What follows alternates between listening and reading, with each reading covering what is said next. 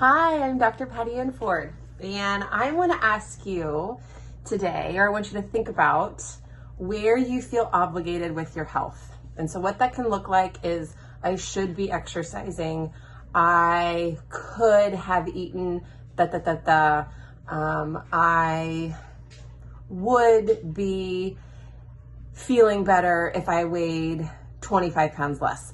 So these words that you're using, I should, I would, I could, those are all reflective of a thought pattern. I must drop my book. A thought pattern that comes from a lot of pain. It's called obligation, that you feel like you have to be doing something. And a lot of times in health and wellness spaces, professionals will use this language to shame you into doing something.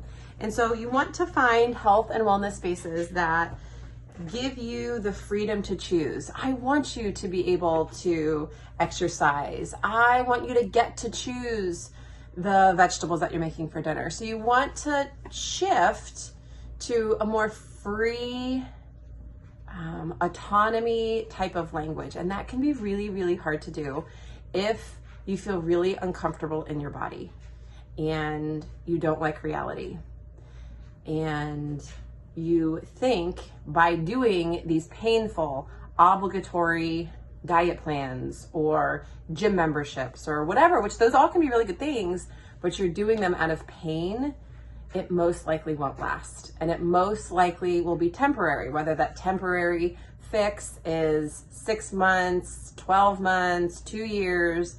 But at the end of that temporary fix, whatever temporary looks like, you feel like you can relax and be you, then what you were doing was never transformative. You might have learned, or you might know the knowledge, but you actually didn't learn how to transform. And we see a lot of this sometimes in recovery circles with any type of addiction, where to truly become sober, it's a very slow transformation, one day at a time. And it's the same with your health.